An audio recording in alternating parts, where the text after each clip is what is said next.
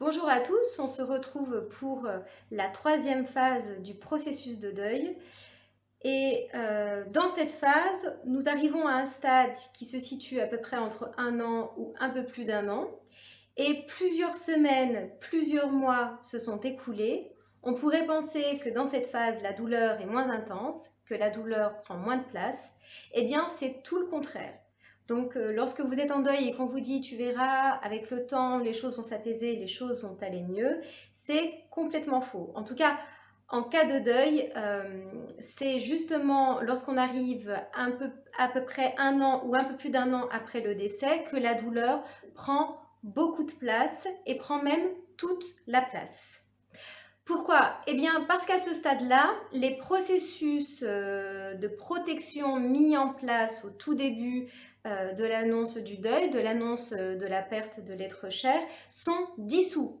C'est comme si vous étiez à vif. Vous tombez à vélo, vous vous faites mal, il y a une plaie qui est ouverte. Et bien là, à ce moment-là, dans cette période du processus de deuil, on en est là. On est pleinement dans notre souffrance et la souffrance prend toute la place. C'est un mécanisme normal dans le processus de deuil. On réalise également que l'on va de plus en plus mal.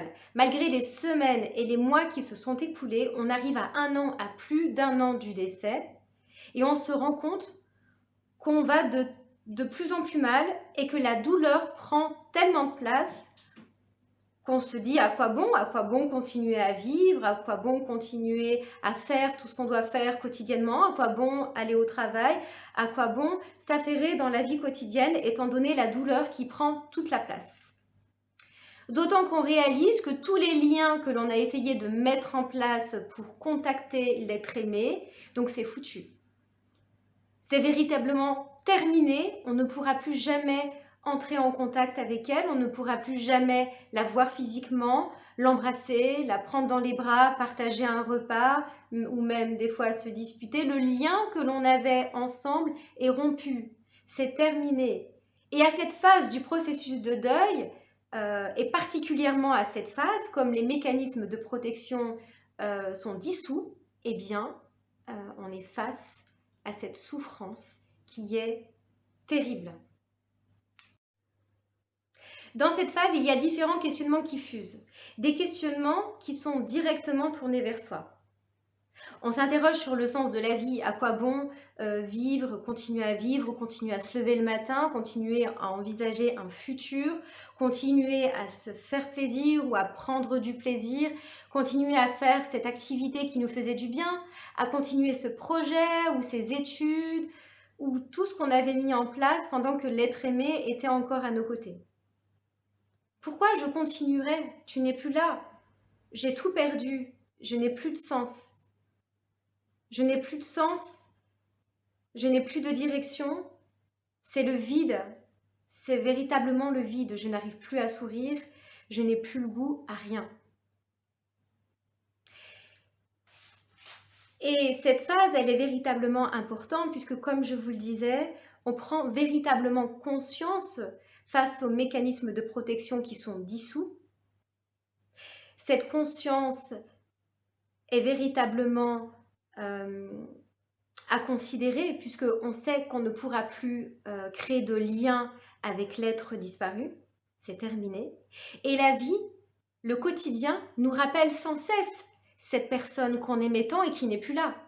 Si cette personne jouait d'un instrument de musique, vous allez entendre, je ne sais pas, vous êtes au volant de votre voiture et vous entendez un violoniste, cette personne jouait du violon et vous entendez le son d'un violoniste. Cette personne écoutait, je ne sais pas, un artiste, un chanteur, une chanteuse préférée, avait des activités sportives que vous allez voir à la télé, des différents événements, que ce soit des activités, des sorties. Vous aviez l'habitude de vous balader dans les bois avec cette personne. Si des amis vous y invitent ou si on vous invite au restaurant, c'est toutes des activités que vous partagez avec l'être aimé. Donc vous réalisez d'autant plus que faire ces activités sans sa présence, alors que depuis des années ou des mois ou des semaines, vous partagez tous ces moments avec cette personne, c'est terminé. Ces moments-là sont finis. Et c'est d'autant plus douloureux, et comme vous êtes à vif dans cette période-là, ça vous rappelle sans cesse cette souffrance qui est décuplée et qui prend véritablement toute sa place. Elle envahit tout votre être. C'est pourquoi dans cette phase, véritablement, il est important de comprendre que la véritable conscience, la véritable prise de conscience que l'être aimé n'est plus là, intervient tardivement. C'est 10 mois, voire 1 an après le décès.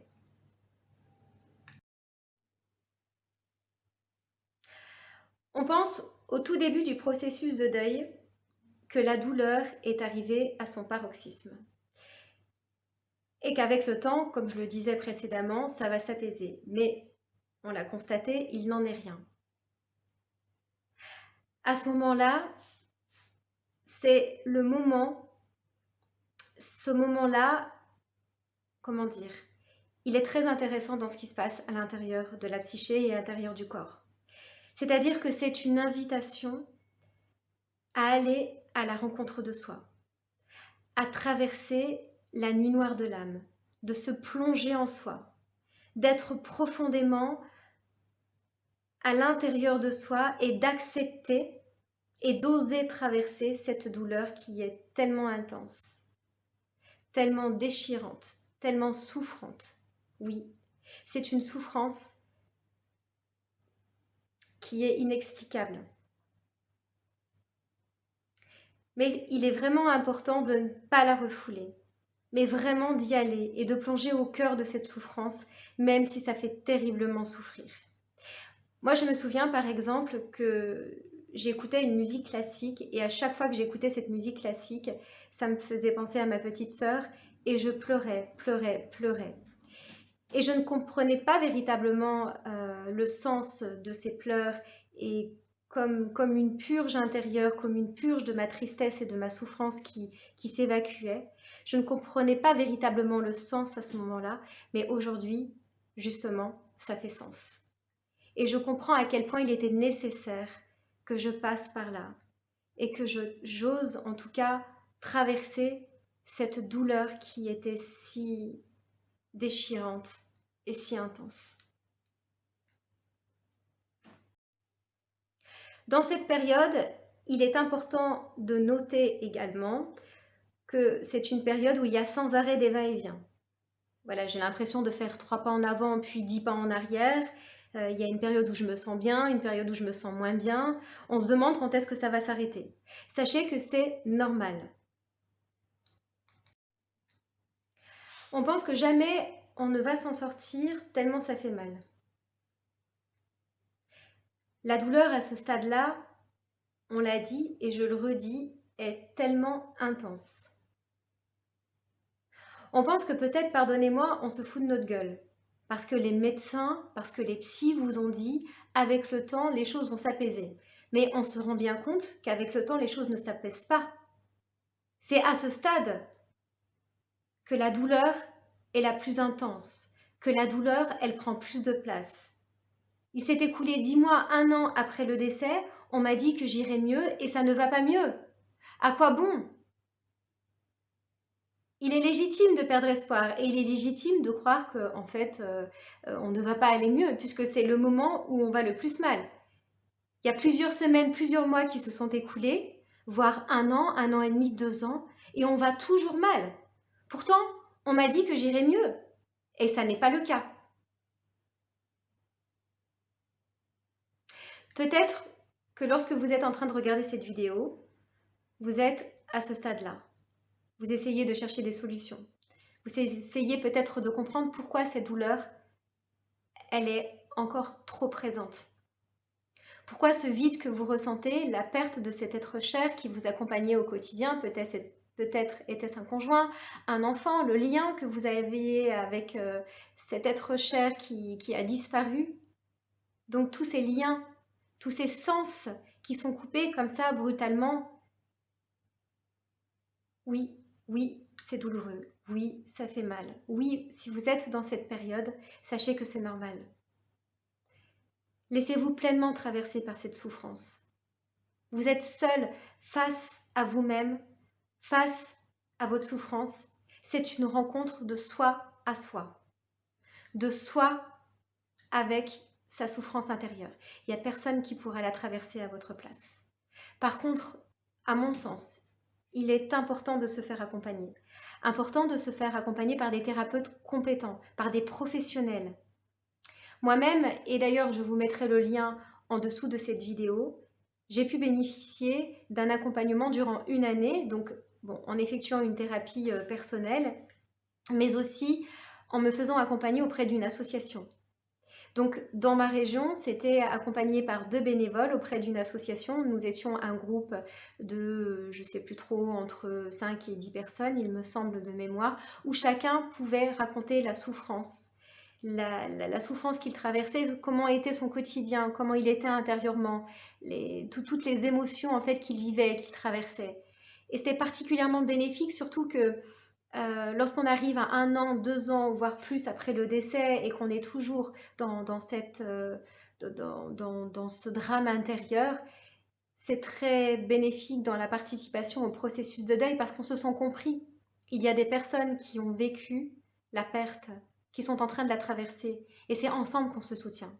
Et c'est vrai qu'au début, lorsque je me suis inscrite, bon, j'étais encore dans ma douleur, je ne voyais pas véritablement le sens, donc au début, au fur et à mesure, premier mois, deuxième mois, troisième mois, mais c'est véritablement à la fin, donc à l'issue de cette année, que je me suis rendu compte que finalement, en faisant la rétrospection des mois écoulés, que ça s'est avéré, excusez-moi, que ça s'est avéré nécessaire dans cette guérison intérieure, en tout cas dans cet apaisement, puisqu'on apprend à vivre avec, et ça ne sera plus jamais comme avant.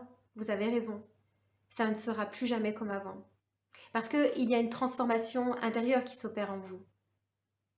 Vous avez vécu une souffrance tellement intense et tellement douloureuse que vous ne serez plus jamais comme avant. Les semaines et les mois se sont écoulés, donc on l'a dit, on arrive à 1 an, voire plus d'1 an, voire presque 2 ans de ce 3e stade du processus de deuil, et la douleur, on l'a dit également, est à son apogée. Seulement l'entourage, les proches, les amis, la famille ont repris le cours de leur existence. Et c'est vrai qu'au tout début de la perte de l'être cher, tout le monde était là présent autour de nous, ils manifestaient leur soutien. Mais là, bon, chacun est retourné à sa vie quotidienne, on peut se retrouver seul face à cette douleur, alors que c'est à ce moment-là, donc pendant tout le long du processus de deuil, on a besoin de soutien véritablement, mais à ce moment-là, dans cette période où nous sommes à vif et que la douleur prend toute la place, et qu'on a véritablement conscience de la perte de l'être cher, puisque cette conscience, elle intervient tardivement dans cette période, mais lorsqu'elle survient, c'est là que nous avons besoin de soutien. Et c'est pourquoi je vous disais qu'il est véritablement important de vous faire accompagner. Parce que parfois, notre entourage, ils font ce qu'ils peuvent avec leur organisation familiale, l'organisation professionnelle, enfin voilà, on a tous des vies un petit peu...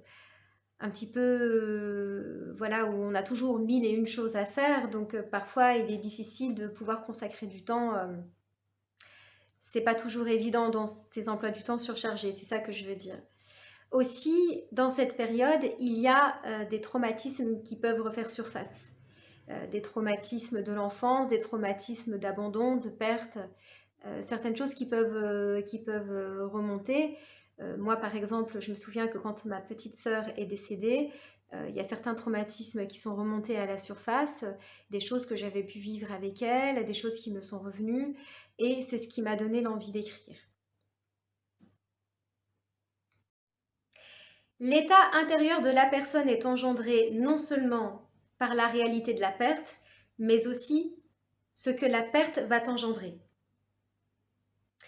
Par exemple, pour une femme qui est mariée avec un homme qu'elle vient de perdre et qui avait l'habitude de s'occuper des papiers administratifs du foyer, se trouvera démunie et complètement perdue lorsque celui-ci va décéder. Donc, il faudra qu'elle demande de l'aide ou qu'elle réorganise en fait tout son quotidien autour de ça. Mais bon, apprendre toute la partie administrative quand on arrive à 60, 70 ans, bien évidemment, c'est possible, tout est possible. Mais on va se retrouver complètement perdu quand pendant 30 ans ou 40 ans, son mari avait l'habitude de s'occuper des papiers administratifs et que c'était sa tâche quotidienne. Donc, non seulement on perd quelqu'un, on perd vraiment un lien fort que l'on a tissé semaine après semaine, mois après mois, année après année, et toutes les épreuves de la vie qu'on a traversées ensemble, mais aussi toute l'organisation quotidienne, les tâches que cette personne faisait quotidiennement, voilà. Ne serait-ce que voilà un homme qui perd sa femme, qui avait l'habitude, je sais pas, de préparer à manger ou d'effectuer différentes tâches de la vie quotidienne ou d'aller faire les courses, et bien voilà, quand on arrive à 40, 50 ans de vie commune et que c'est cette personne, son épouse qui avait l'habitude de gérer telle ou telle tâche, de faire telle ou telle activité, eh bien, c'est d'autant plus douloureux. Donc, non seulement on perd quelqu'un, mais aussi on perd toute l'organisation quotidienne qu'il y avait autour de cette personne. Donc, ça rajoute une souffrance en plus dans ce processus de deuil, évidemment. La phase dépressive, on ne peut pas l'éviter dans le processus de deuil. Aussi, il y a différentes émotions qui vont émerger, telles que la colère, et il ne faut surtout pas chercher à la refouler. Il faut vraiment la laisser s'exprimer et lui permettre de s'extérioriser. C'est une façon de réguler ses émotions intérieures. Alors, la colère peut s'exprimer de différentes façons. On peut éprouver de la colère auprès du corps médical, des personnes qui étaient autour de la personne disparue, des personnes qui l'ont accompagnée, des personnes qui l'ont soignée.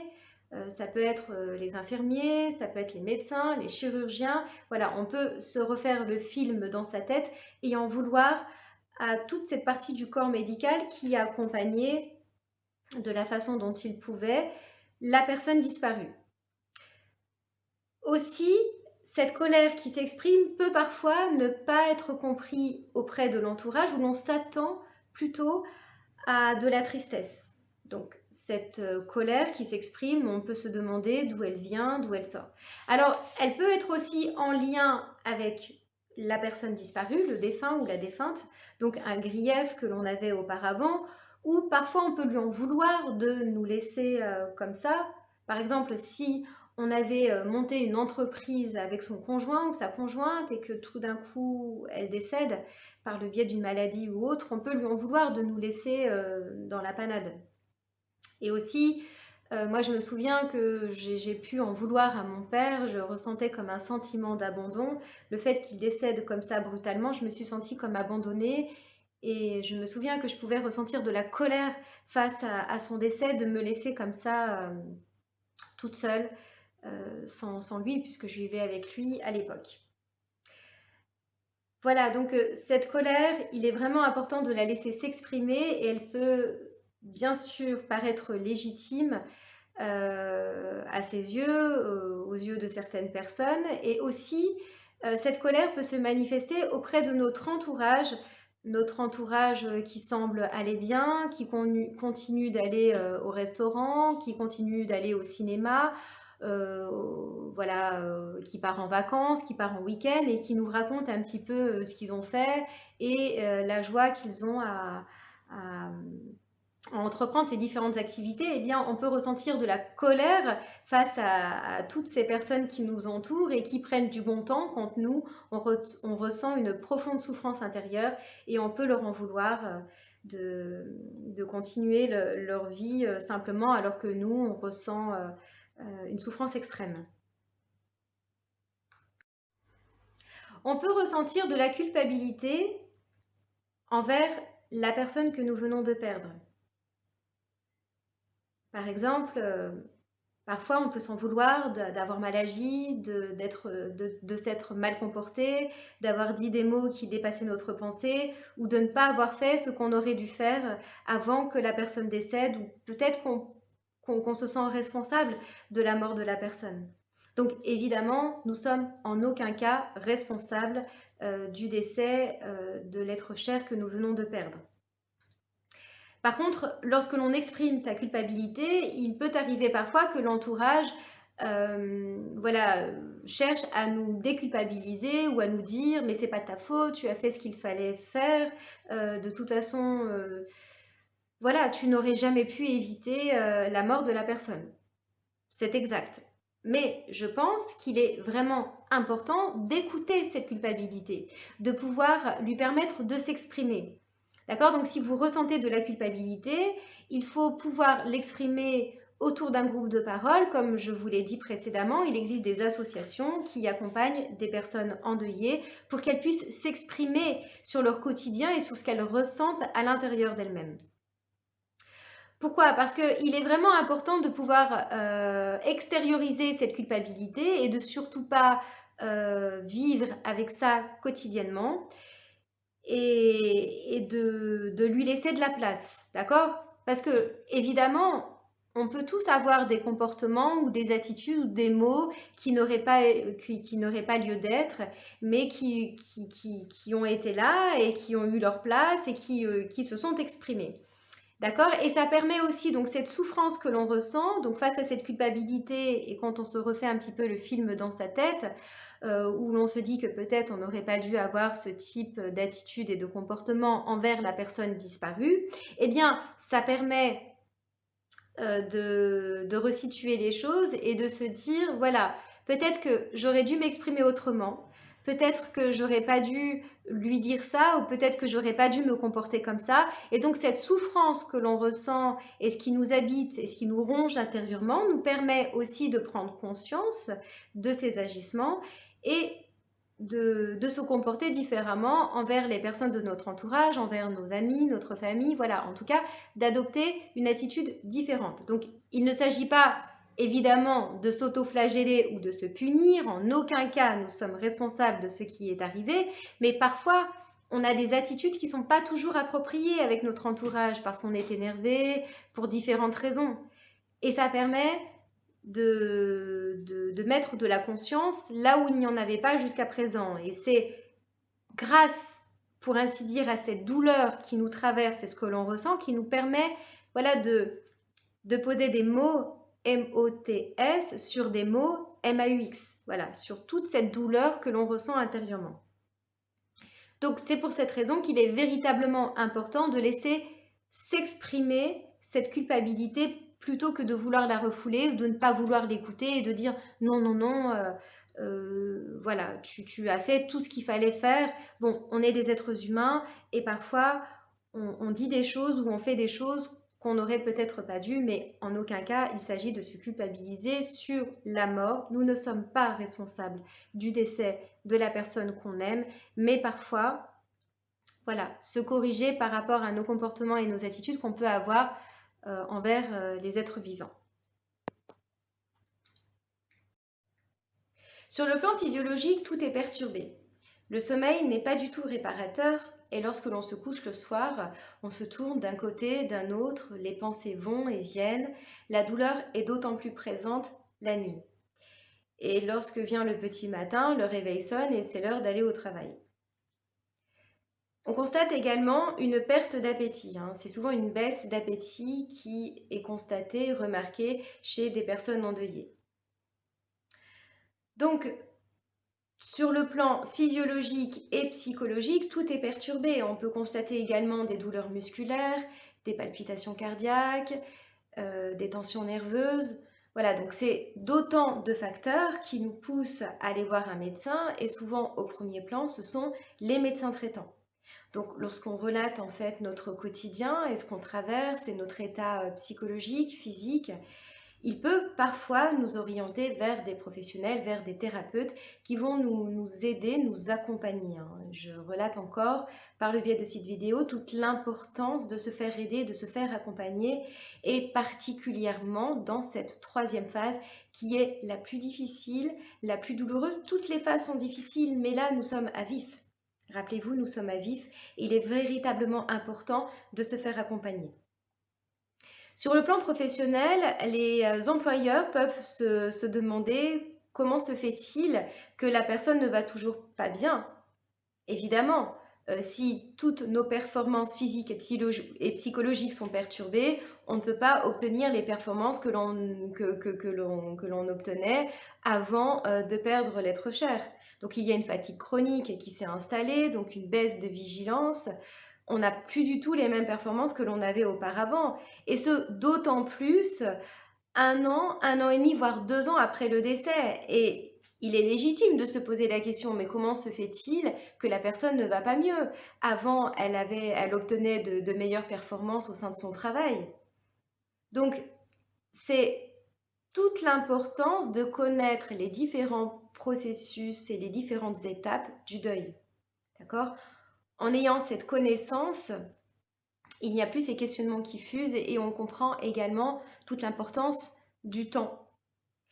Et surtout, en période de deuil, ce n'est pas avec le temps que tout s'arrange, que tout s'amoindrit.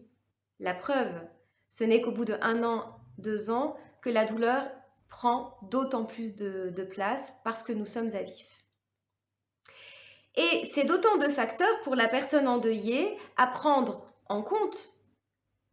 Parce que non seulement elle vient de perdre la personne qu'elle aimait le plus au monde, non seulement c'est toute l'organisation de la vie quotidienne qui est perturbée, mais en plus de ça, elle prend conscience qu'elle n'a plus les mêmes performances qu'avant. Les tâches de la vie quotidienne ou même les tâches professionnelles qu'elle arrivait à mener à bien, eh bien là, elle n'est plus à même d'obtenir les mêmes performances qu'auparavant. Et oui. On prend conscience que sur le plan physique et psychologique, tout est perturbé et ce qui peut nous agacer. Alors, concernant la prise de décision, il est possible que dans cette période, vous preniez des décisions qui est de vendre votre maison ou de déménager à 800 km de là où vous habitez. Dans cette période, n'oubliez pas, nous sommes à vif et la souffrance est à son apogée.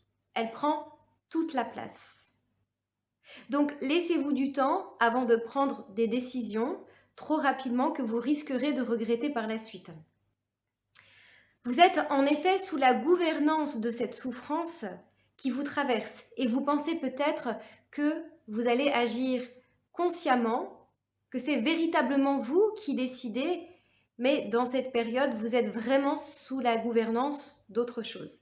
Donc, laissez-vous le temps nécessaire, peut-être 9 mois, 1 an, avant de prendre une décision. Et de toute façon, voilà, je pense qu'il ne faut pas être pressé et ne pas vouloir faire les choses à la minute, dans les minutes qui suivent, parce que voilà, c'est une période charnière, une période difficile qu'il faut traverser. Et c'est pour cette raison qu'il faut véritablement se laisser du temps. Cette période de deuil s'accompagne également d'une perte de plaisir. Tout ce qui pouvait nous faire plaisir auparavant, comme nous l'avons dit très souvent, aller au cinéma, aller au restaurant, toutes ces choses qui nous apportaient un sens et toutes ces choses que l'on partageait avec l'être aimé, il n'en est plus rien aujourd'hui. La vie n'a plus de sens. À quoi bon continuer à se faire plaisir? De toute façon, je n'ai plus envie de rien, tout est vide à l'intérieur de moi. Toutes ces activités que je partageais avec la personne, il n'est plus là, elle n'est plus là. À quoi bon? Nous éprouvons un profondément vide intérieur. Un vide qui est tellement intense et qui fait tellement souffrir. À quoi bon se lever tous les matins? À quoi bon se maquiller? À quoi bon se laver? À quoi bon manger? À quoi bon... Pourquoi faire? De toute façon, je n'ai plus envie de rien. La tristesse est quasi permanente. Que ce soit le matin, la journée, l'après-midi, le soir, le jour, la nuit, la tristesse vous suit toujours. Il est possible que la personne endeuillée vous témoigne qu'elle veuille se suicider ou qu'elle veuille aller rejoindre la personne qu'elle aime, qui n'est plus là, qui a quitté ce monde. Sachez que c'est normal de tenir ce genre de propos, même si, évidemment, ça peut faire peur. Alors, bien sûr que si la personne a des antécédents de risque suicidaire ou a déjà tenu ce genre de propos auparavant, il faudra être vigilant et s'assurer qu'elle ne passe pas à l'acte. Mais la souffrance est tellement envahissante, elle prend tellement de place et on s'aperçoit qu'avec le temps, ça ne va pas mieux. Donc, il est normal de tenir ce genre de propos. Sachez également que la période dépressive n'évolue pas de façon constante. C'est sans arrêt des va-et-vient, c'est l'organisme et la psyché qui négocient. Donc, on se sent un coup bien, un coup pas bien. On peut avoir une période où on se sent bien, puis d'un seul coup, bim, la mélancolie, la tristesse qui apparaît. C'est un processus lent, un processus qui fluctue, et c'est toute l'importance de vous faire accompagner, que ce soit en thérapie individuelle ou en thérapie de groupe, comme je vous l'expliquais précédemment. Donc, les deux sont vraiment complémentaires. Il ne s'agit pas de faire des comparaisons entre la thérapie individuelle ou la thérapie de groupe, mais je pense vraiment qu'il est nécessaire et complémentaire d'allier les deux. Pourquoi ? Parce qu'en thérapie de groupe, vous allez retrouver des personnes qui sont en train de traverser la même problématique que vous, la même souffrance que vous, et on se comprend quand on traverse les mêmes épreuves, les mêmes difficultés. Et parfois, il peut arriver que vous n'osiez pas parler, que vous n'osiez pas dire ce que vous vivez quotidiennement, par peur ou je ne sais quoi. Et une personne du groupe peut témoigner de la souffrance qu'elle traverse, de ce qui se passe en elle, de ce qui se passe pour elle physiquement, psychiquement, et vous pouvez vous retrouver dans son témoignage. Donc c'est vraiment important de se faire accompagner et j'insiste véritablement là-dessus, d'autant qu'en plus vous pouvez œuvrer, comment dire, il y a des personnes qui œuvrent auprès de différentes associations. Enfin, je ne dis pas que vous deviez œuvrer auprès de différentes associations, et encore que par la suite, il y a quelque chose qui peut émerger en vous. Mais ces associations vous aident et vous accompagnent. Elles sont spécialisées dans le deuil et surtout vous retrouvez des personnes qui traversent les mêmes difficultés que vous. Donc c'est véritablement important. Et c'est d'autant plus important que durant l'année qui s'écoule, durant les semaines et les mois qui passent, il y a des moments clés comme les dates d'anniversaire, les périodes de fête, les périodes de Noël qui peuvent réactiver et qui réactiveront d'une certaine manière cette douleur qui est la perte d'un être cher. Tous ces moments que l'on partageait ensemble, ces dates sont si importantes dans le processus de deuil et ces dates sont d'autant plus importantes que ça nous rappelle que la personne qu'on aime tant n'est plus là. Un objet, une photo qui appartenait à l'être aimé va nous faire replonger directement dans la souffrance de la perte de l'être cher. Donc, c'est toute l'importance de vous faire accompagner. Vraiment, j'insiste là-dessus, faites-vous accompagner. Même si vous n'en avez pas envie, même si vous vous dites que ça ne sert à rien, ça a du sens. Véritablement, sur le moment, on ne s'en rend pas compte. C'est mois après mois que vous allez cheminer, que vous allez continuer le travail. Et sachez que c'est un processus qui est lent, un processus qui prend du temps et un processus qui fluctue. On l'a dit, c'est sans arrêt des va-et-vient. Un coup on se sent bien, un coup on se sent pas bien. Voilà, bim, il y a quelque chose qui se réactive dans un moment où on ne s'y attend pas. Faites confiance. Et surtout, ne restez pas seul. Il y a des moments pour rester seul, il y a des moments où c'est important de se retrouver seul face à soi, face avec sa souffrance, face à la douleur que l'on traverse et que l'on ressent, cette douleur qui nous fait si mal. Mais vraiment, ne restez pas seul en permanence. C'est important d'aller au contact des personnes et surtout, dans ces groupes, vous allez trouver des personnes qui traversent la même douleur que vous. Soyez attentif à ce qu'il se passe à l'intérieur de vous. Dites-vous que c'est normal. On se retrouve prochainement pour finaliser ces 4 volets où je vous parle des 4 processus de deuil. Je pense qu'il est véritablement important de comprendre ce qu'il se passe dans ces différentes phases. Je vous souhaite bon courage et je vous dis à très bientôt.